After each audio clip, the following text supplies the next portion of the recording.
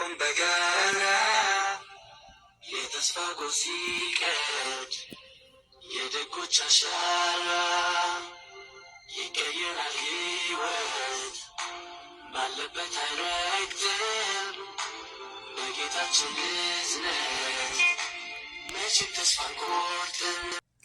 አሰላሙ አለይኩም ወራህመቱላሂ ወበረካቱ። ውድና የተከበራችሁ ውድ ነፍሳዊ ቤተሰቦች እንዴት ናቸው? ሰላም ናቸው? ከኔ ጋር አልሐምዱሊላህ። እንደውም ክርስቲያናት ወንድሞቼ ሰላም ብያለሁ። ያለንበት የዓለም ዳርቻ ሰላማችን ይብዛ። አላህ ሀገራችንን ሰላሟን፣ አንድነቷን ይመልስልን። ሁላችንም በዱዓ በጸሎት እንበርታ። ውድ ቤተሰቦቼ ለቤት አዲስ የሆናችሁ ሰብስክራይብ ማድረጋችሁን እንዳትረሱ። እንደሆነ ነባር ቤተሰቦቼ ስለምታበረታቱኝ ከልብ አመሰግናለሁ። ዛሬ ይዤላችሁ የመጣሁት ዳኒና አብርሽና ሩታ እንዲሁም ሩታ አቃለ ቦታ ነው አለቀች። ለምን? አብርሽ ምን ላይ ነው? በጣም ከባድ ነው ነገሩ። ወዴት እየሄደ ነው?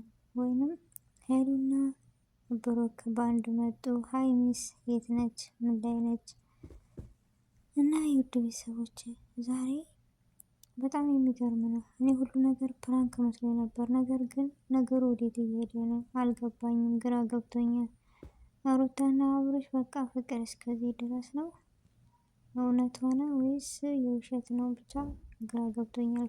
እስኪ እንደኔ ግራ ካልገባችሁ ልትነግሩ ትችላላችሁ። ቀኝ ሆነላችሁ። ምንድነው ነገሩ? ወዴትስ እየሄደ ነው ነገሩ? እና በጣም አሳዛኝ ነው። አብርሽ አሁን ምን አይነት ስሜት ውስጥ ነው ያለው?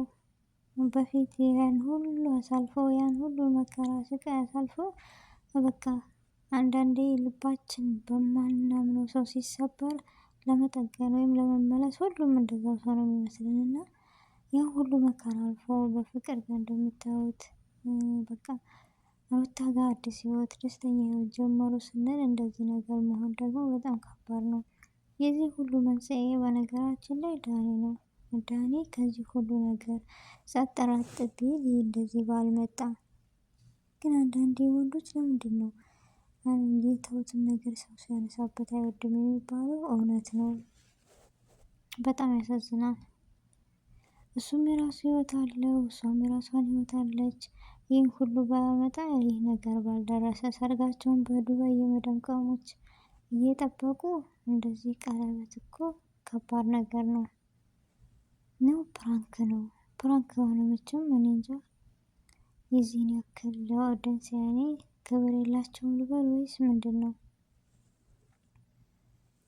ሄሉና ሀይሚ ወይም ሀይሚና ብሩኬ ምን ላይ ናቸው? ብሩኬ ከሄሉ ጋር ሊመጣ ነው እንደምታዩት ዋፍች ብሏል። ሀይሚስ ምን ላይ ነች? እኔ በጣም ያሳዘነችኝ የናፈቀች በዚሁ አጋጣሚ ለምን ብትሉ ሀይሚ በሁሉም ሰው ተወዳጅና ምርጥዬ ጎበዝ ጠንካራ መልካም ልጅ ነች እና ባለፈው ስታለቅስ በጣም ያሳዘነችኝ። የውስጥን እኮ የሰው ልጅ ጥርሳችን ዝም ብሎ ይስቃል እንጂ የውስጥን የሚያውቀው አላህ ነው። የውስጧን መረበሽ የውስጧን መከፋት ምናምን እንዳለችው የሚረዳት ስለምስቅኛ ደስተኛን መስላል ሁላችንም ሰው ወጥቶ ሲያገጥ ወጥቶ ሲል። ነገር ግን ሁሉም ዩቲዩበሮች በየእንትናቸው ኢንተርቪው ሲደረጉ ማመን ያቃተኝ። ልክም የሚስቁት የሚጫወቱት ብዙ ህመም ብዙ ነገር አለባቸው በውስጣቸው ብዬ ነው ራሴን የገመትኩት። ከነሱ ብዙ ነገር ተማርኩ።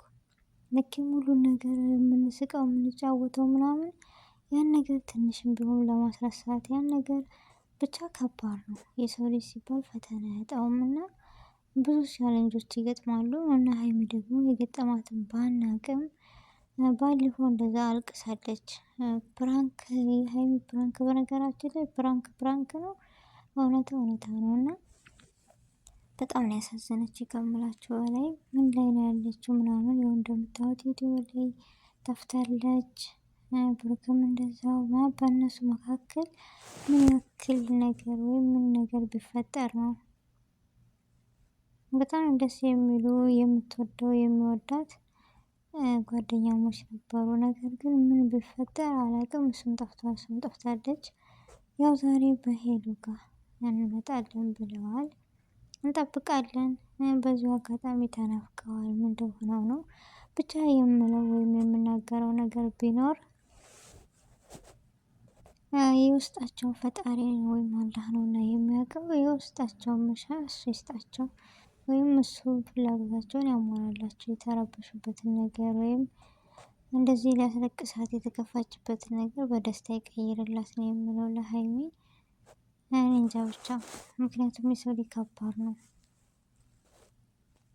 እና ሩታና አብርሽ ደግሞ ሰርጋቸውን እየጠበቅን ሰርጋቸውን በጉጉት እየጠበቅን የዚህን ያክል ቀለበት ለምን ወለቀ?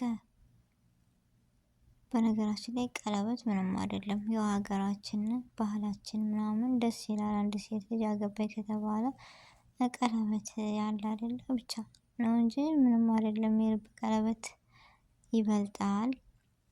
እና ቀለበቱን አወለቀችና አብርሽና ሩታ ተለያዩ።